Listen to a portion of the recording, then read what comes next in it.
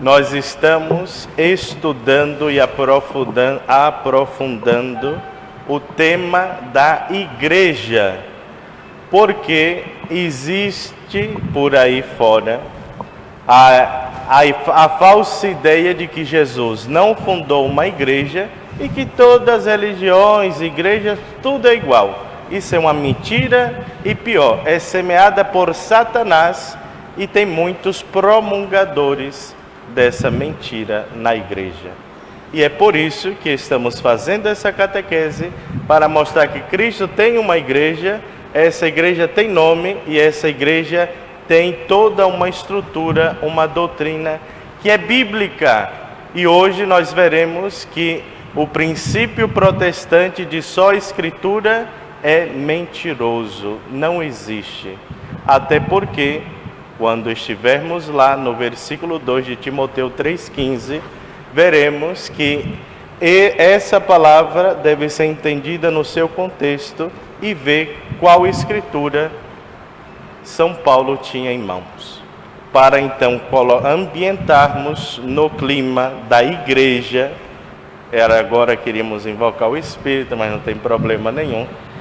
Nós vamos para a 1 de Coríntios, Rafael. 1 de Coríntios 12, você que tem sua Bíblia ou você que tem seu celular, anota, ou depois na página da paróquia estará tudo isso. 1 de Coríntios 12, versículo 12 até o 14. Começaremos a ver que somos membros de um corpo, e esse corpo é de alguém muito importante. 1 de Coríntios 12, Rafael. De fato, assim como o corpo é um, embora tenha muitos membros, com todos os membros do corpo, embora sejam muitos, formam um só corpo. Assim também acontece com Cristo. De fato, todos nós, judeus ou gregos, escravos ou livres, fomos batizados num só Espírito para formarmos um só corpo, e todos nós bebemos de um único Espírito. Formamos um único corpo. Que corpo é esse, Rafael? Colossenses 1. Colossenses capítulo 1, versículo 18. Perdão se eu corro, é porque são muitas citações bíblicas, não dá tempo de ir devagar. Mas você anota no celular rapidamente ou grava na mente. Colossenses 1, 18, Rafael. Vamos ver se esse corpo... Quem é esse corpo? Se é um corpo acefálico, anicefálico ou... Vamos ver. Porque dizem os protestantes que não, tudo é igual. Que a palavra de Deus fale por nós. Colossenses capítulo 1, versículo 18, Rafael.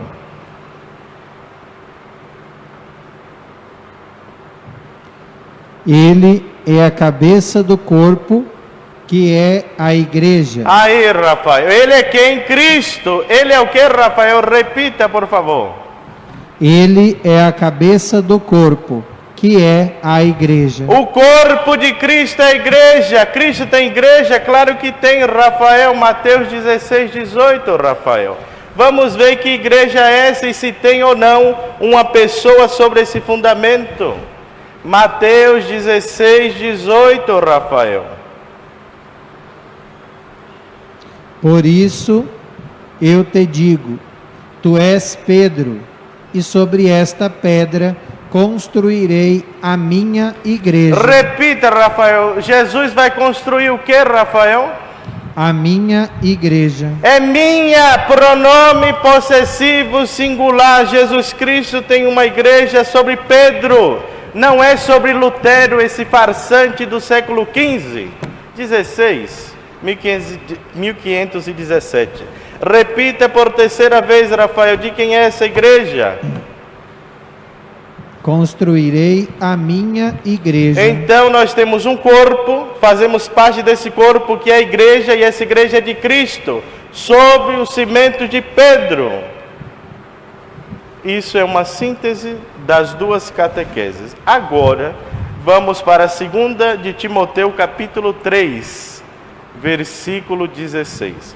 Você que não acompanha, busca na página da paróquia as duas catequeses anteriores e vai entender o contexto da tradição que já falamos e o contexto bíblico de quem é a igreja. Não há tempo para regressarmos tudo, mas é importante entendermos que há um corpo, que esse corpo é a igreja, e que a igreja é fundada sob Pedro, e Pedro hoje se chama Papa Francisco. Então os protestantes dizem falsamente de que a Escritura é a única fonte da verdade e todo esse conto mentiroso, glória a Jesus, aleluia. É isso aí que eles falam. 2 de Timoteu, capítulo 3, versículo 16, Rafael, o que é que diz? Toda a Escritura é inspirada por Deus. Aí, o protestante, como ele não lê a Bíblia, ele fica aí. A Escritura é inspirada por Deus. Só que ele não procura em que ano foi escrito isso. Foi no ano 80, mais ou menos. No ano 80, nem o Apocalipse tinha sido escrito, ou seja, o Novo Testamento não estava terminado. Então, como é que São Paulo diz que a Escritura é inspirada por Deus, e agora eles dizem que nós que estamos manipulando a Escritura? Qual a Escritura tinha São Paulo na mão? Aqui vem um pouco de história para os que não sabem. Como eu mencionei, estamos no ano 80. O último livro da Bíblia foi escrito ali pelo ano 90 a 100, o Apocalipse.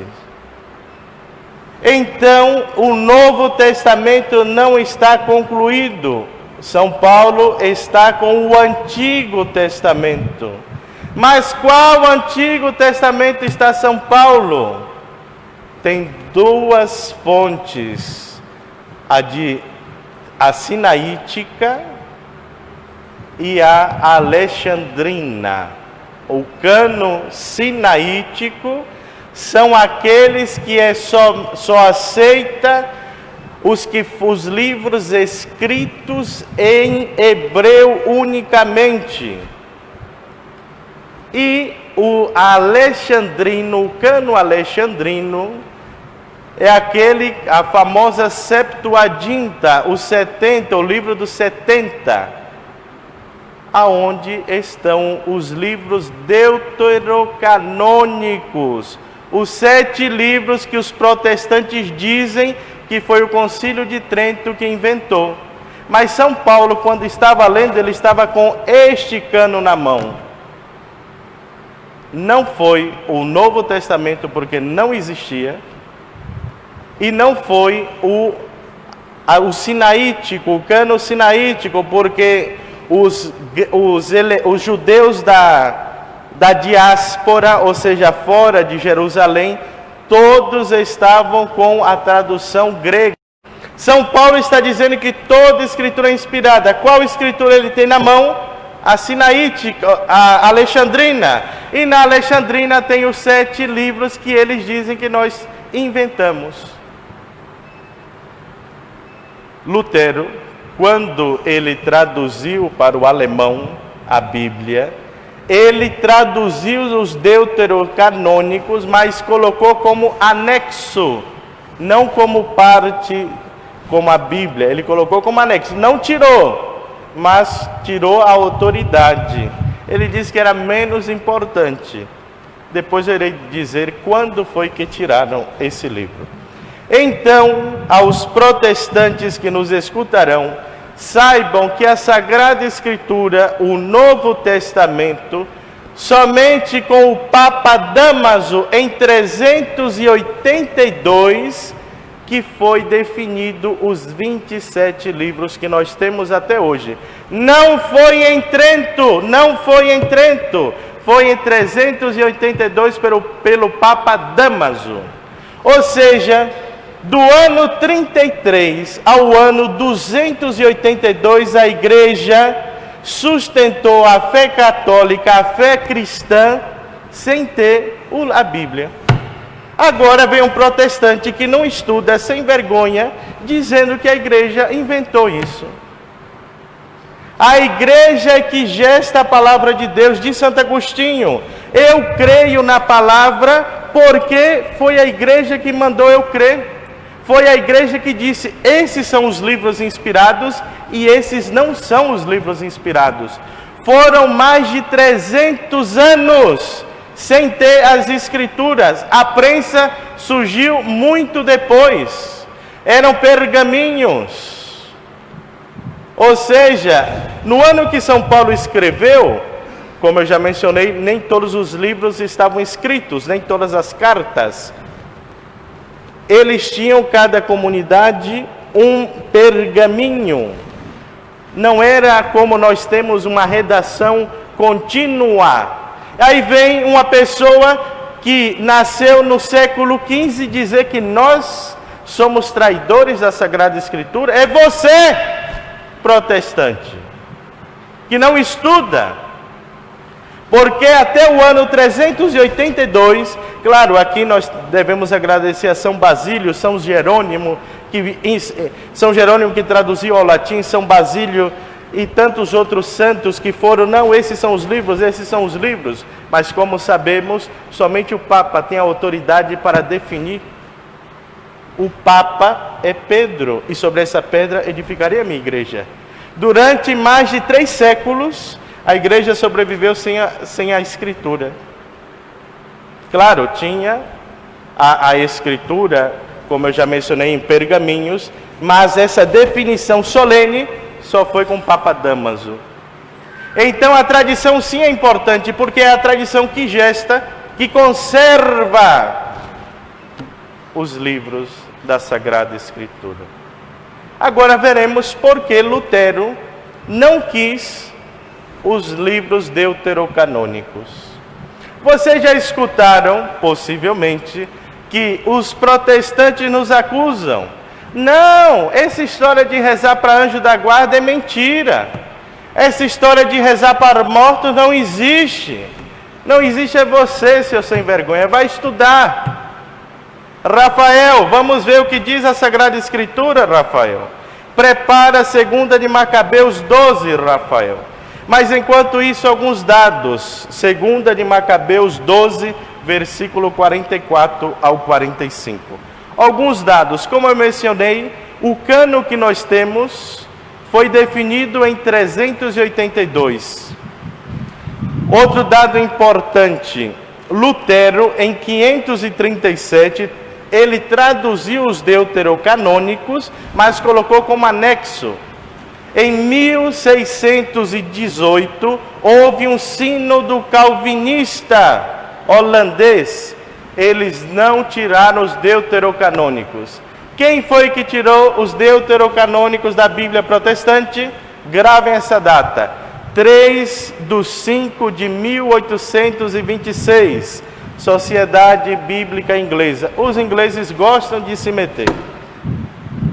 É só você olhar na história a intervenção do judaísmo, como eles prejudicaram e como eles têm influência na Primeira Guerra e etc. Mas tá bom, reservemos essa parte.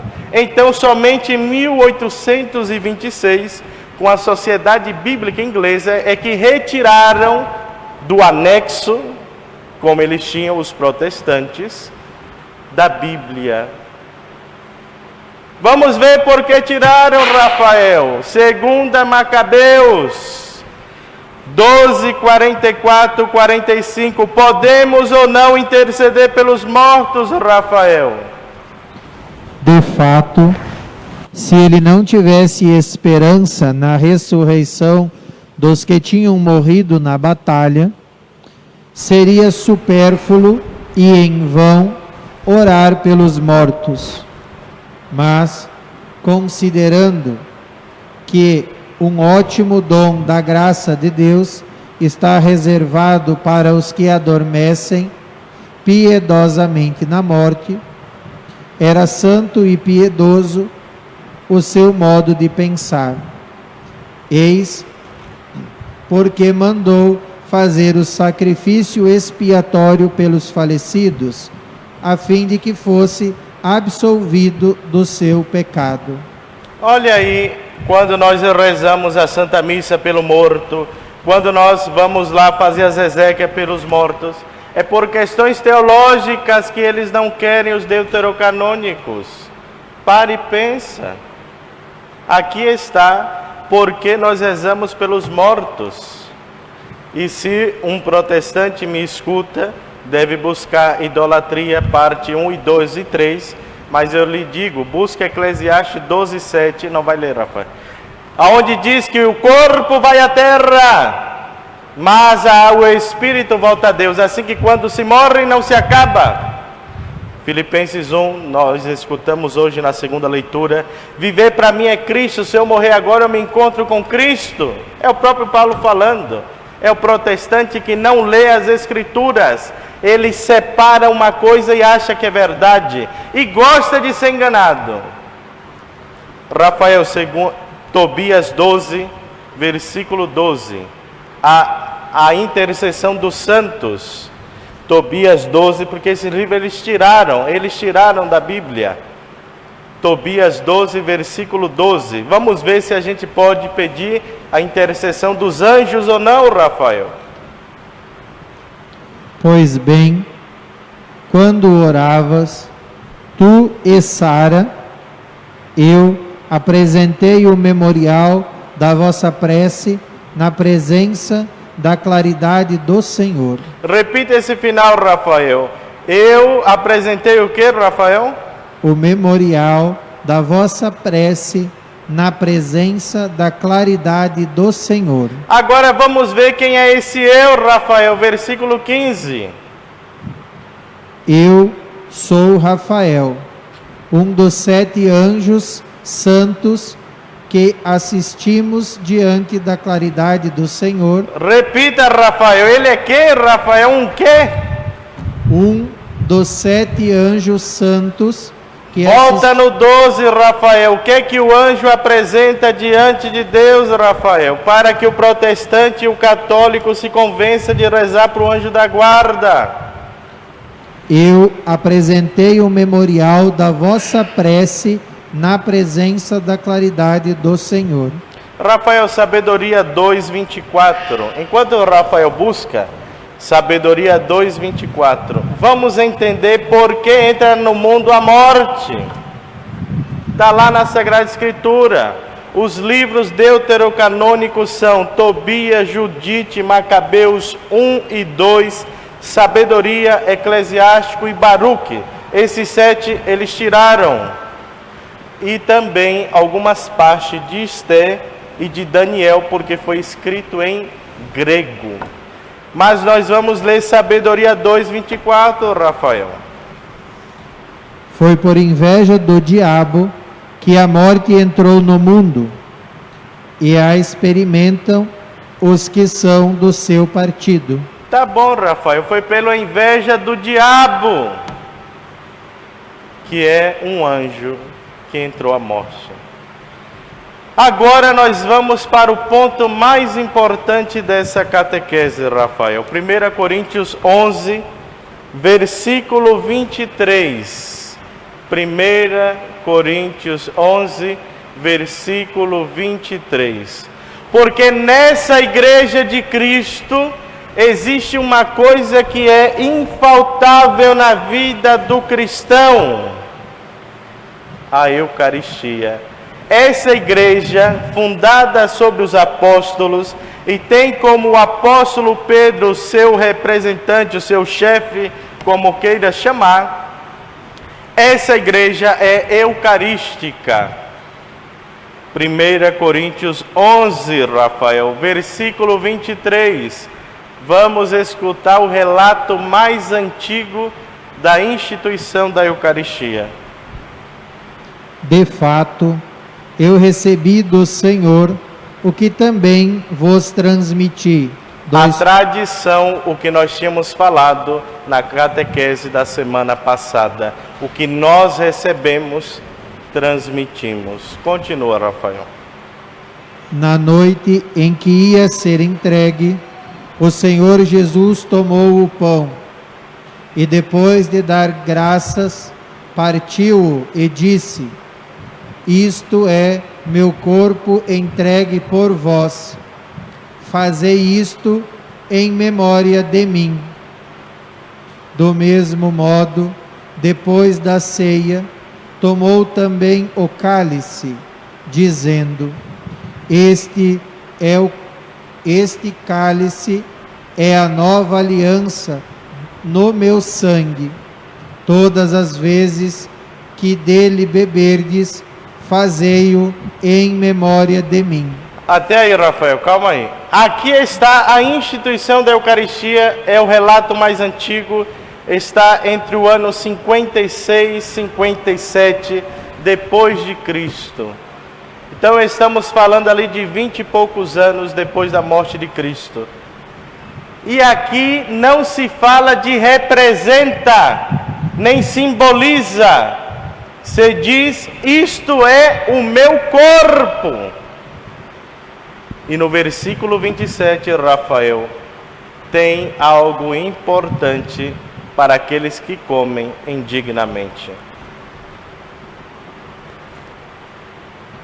Vós todos sois o corpo de Cristo e individualmente sois membro desse corpo. Versículo 27 do 11, Rafael.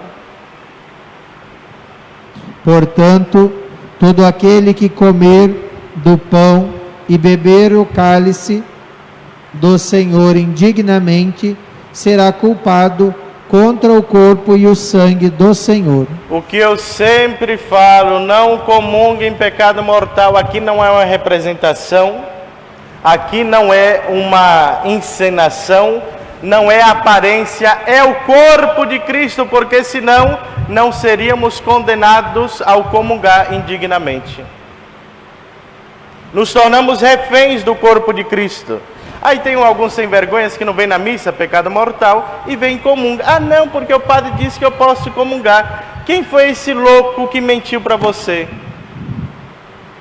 Primeiro você se confessa do pecado e depois você comunga, senão você se torna condenável pela comungar indignamente. Versículo 29, Rafael.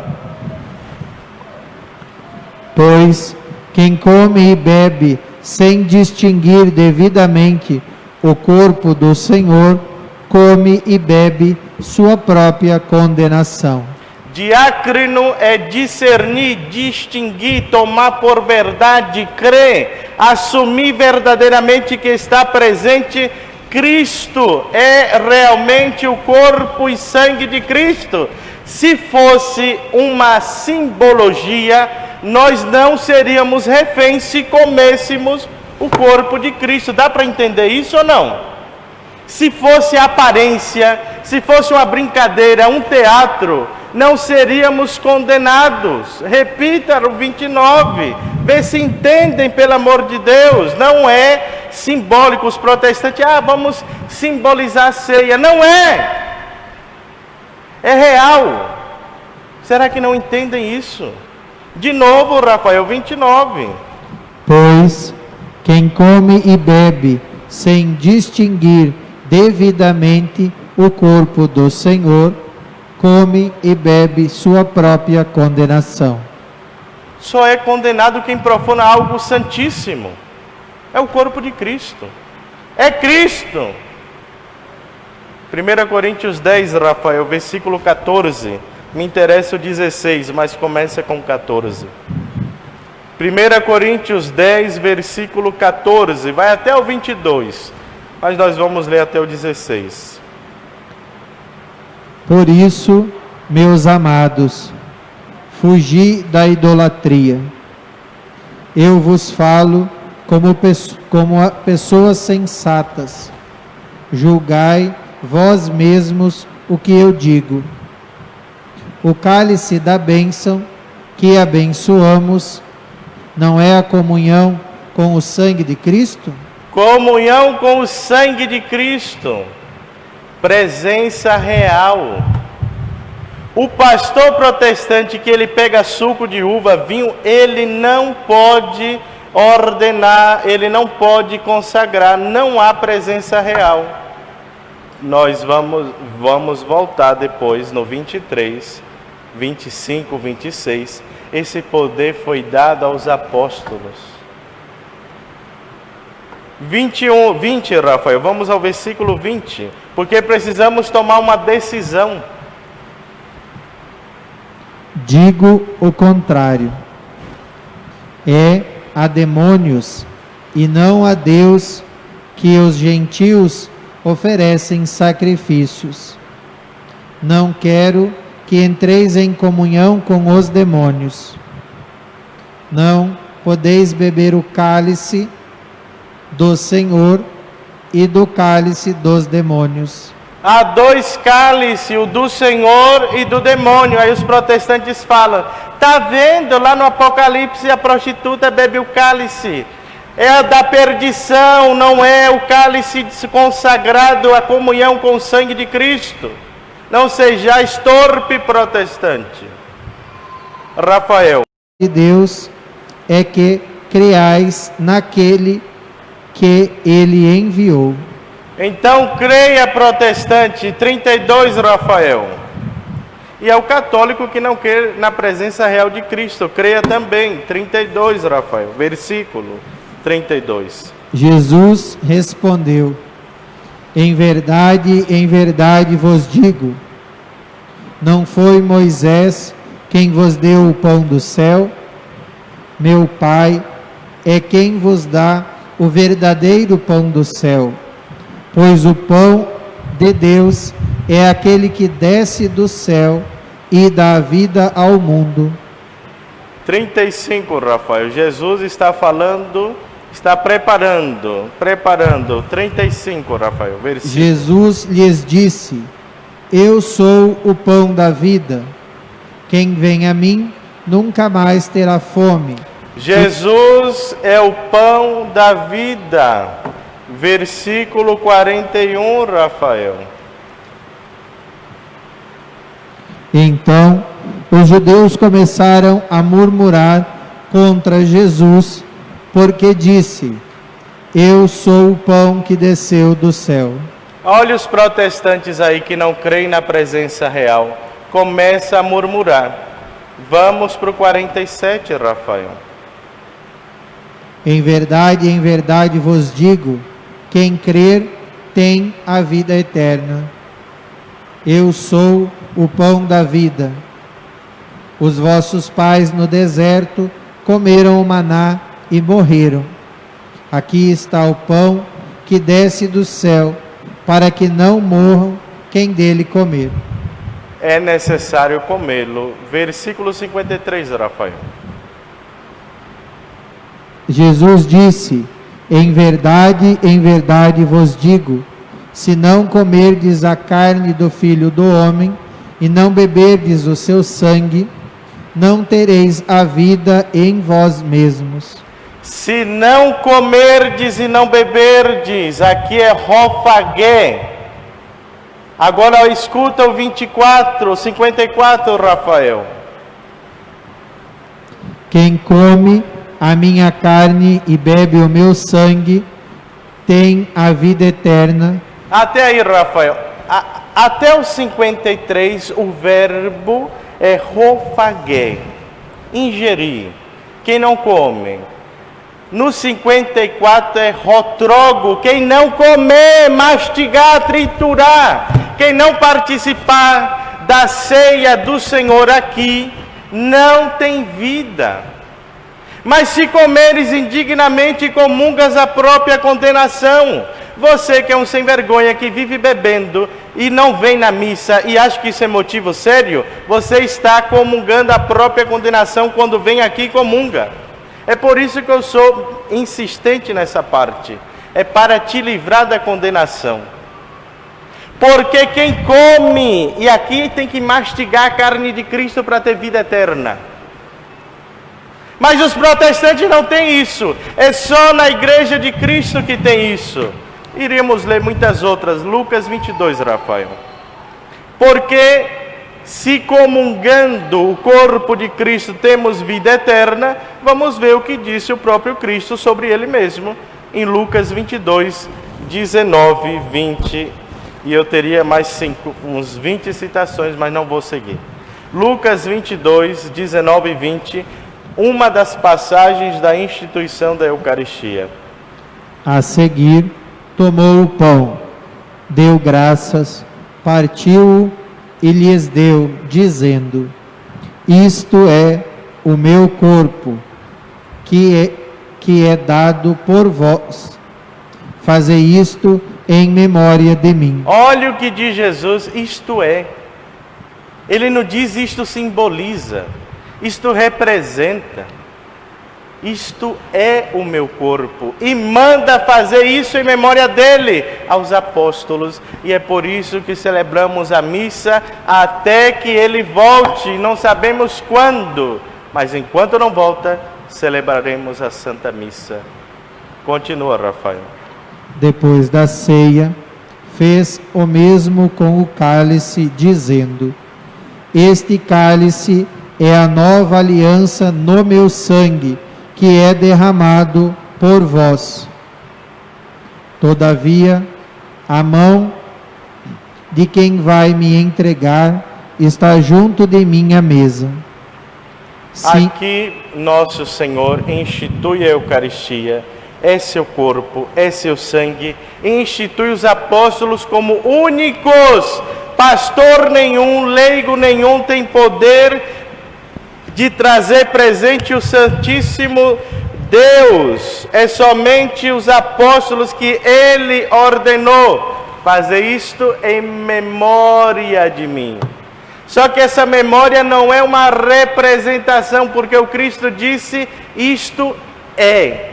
Assim que quando comungamos, comungamos a Deus. Hebreus 10, versículo 8, Rafael, ao 14. E com essa terminaremos. E me perdoe por alongar, mas a Eucaristia é o centro da fé católica. E não podemos nos deixar enganar por falsas doutrinas satânicas. Hebreus 10, versículo de 8 a 14, Rafael.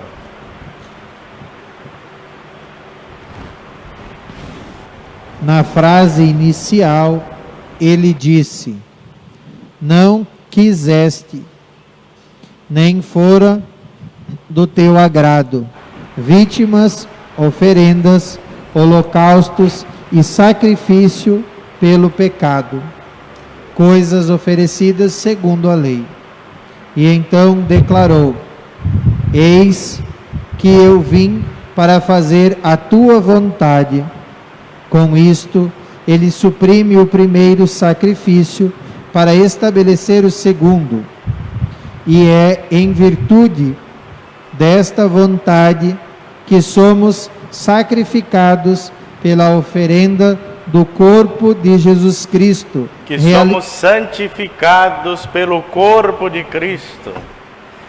É pelo corpo de Cristo que somos santificados, e é só na missa que se confecciona, perdão a palavra, é só na missa que se faz presente o corpo que nos santifica.